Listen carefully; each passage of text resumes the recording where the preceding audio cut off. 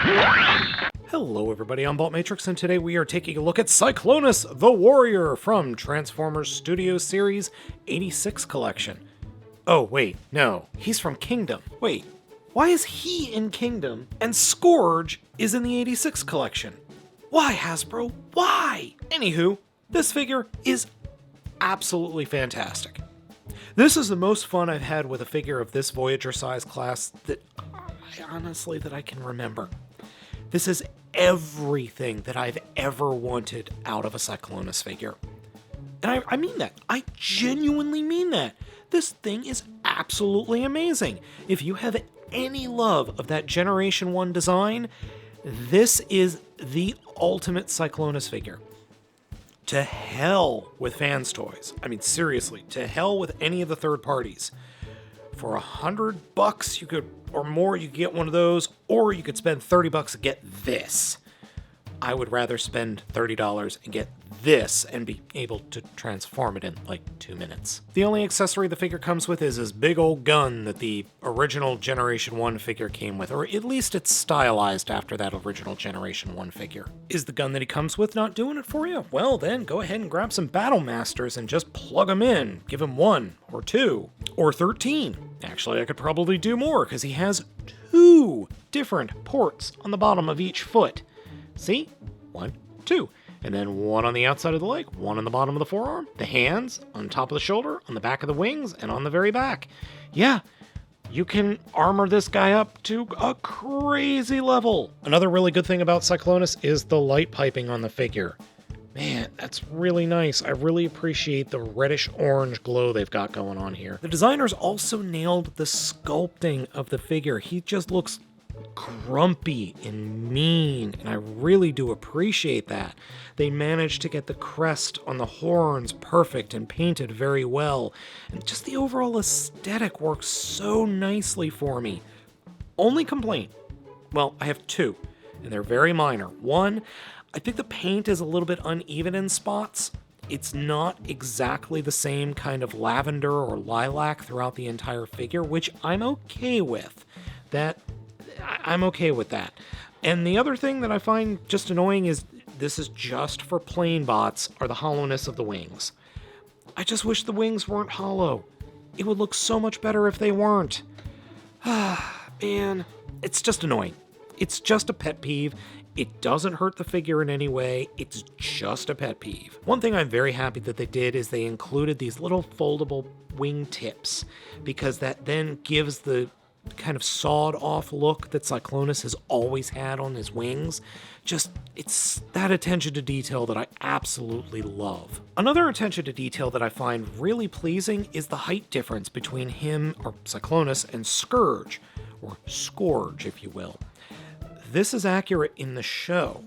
Scourge is a half head to a full head shorter than Cyclonus. Cyclonus has a wonderful range of articulation. Head can look down that much, can look up quite a bit, and move side to side. It's kind of on a double hinge, so he's got a ball joint just inside the neck, and then the actual neck is got a hinge joint there down by the collarbone.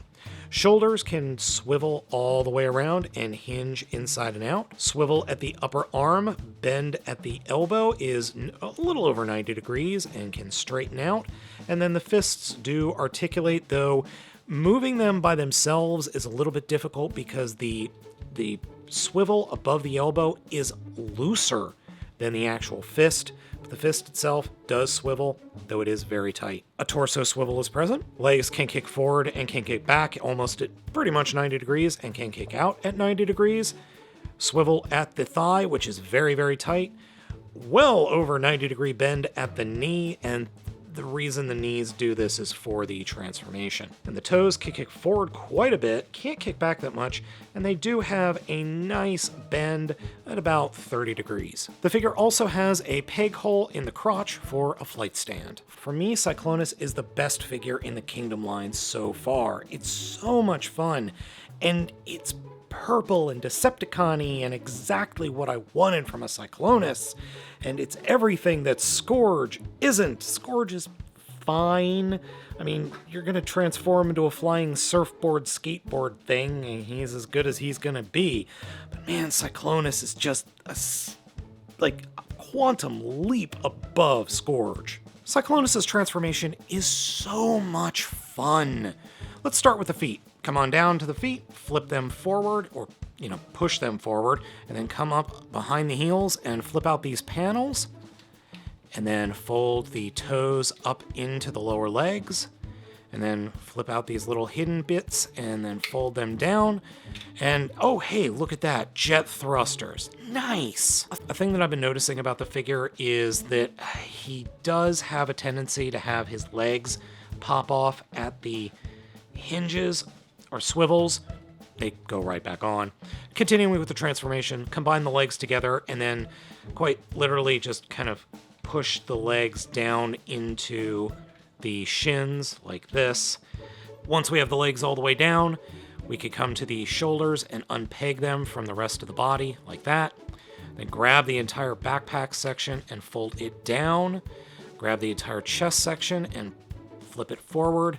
Take the entire head, flip it 180 degrees down into the chest. Come to the section we just flipped out, and this whole thing will open up. And then we got a Russian doll gimmick going on here, because then we fold out the next bit, and then open it up, and flip out the very tip of the nose cone. Really, you could do it. You just gotta get your finger in there.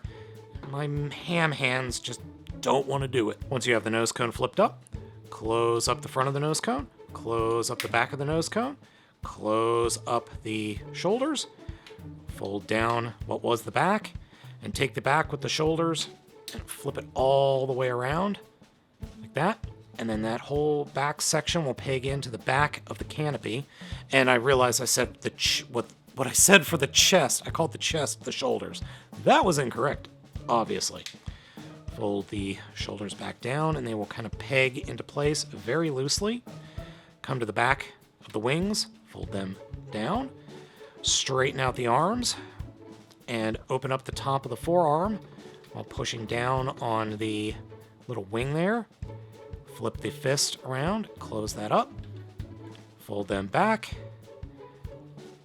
and turn the fist so that the little top of the forearm can come in and peg into the rear of the vehicle mode, and then just shimmy the wing all the way out like that, and do the same on the other side. And just look at this space jet mode. It is a thing of beauty. Oh, I don't care if there's some mismatch in the coloring. Who cares?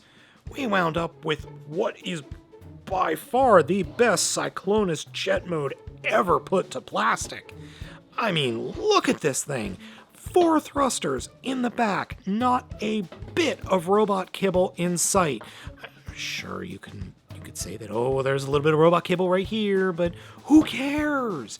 You have working landing gears that fold up and easily out of place and are invisible, well, almost invisible, in robot mode. You've got universal color going for the most part, and the only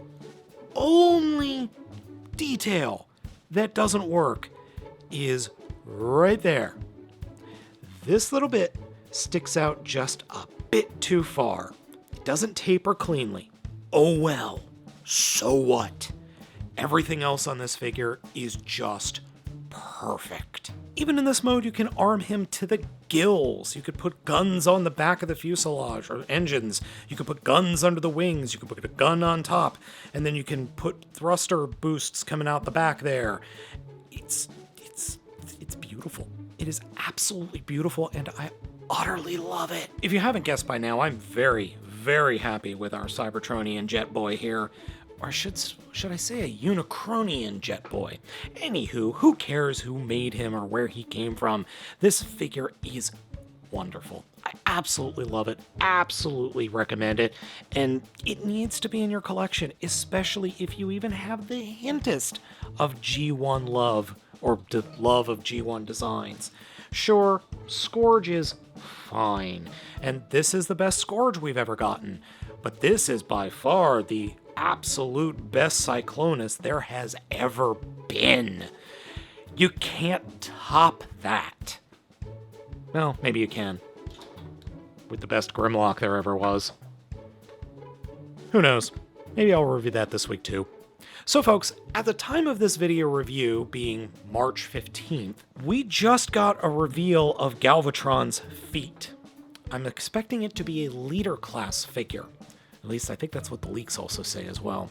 Also at the time of this recording, on April 9th, there is going to be a Hasbro reveal of the third wave of Kingdom. So my hope is that we get Galvatron revealed at that point. Once that happens, I'll be sure to make a video of it and let you know what I think of it. So folks, let me know what you think of Cyclonus down in the comments. Thank you so much for watching. I have been Baltmatrix, and I'll catch you next time.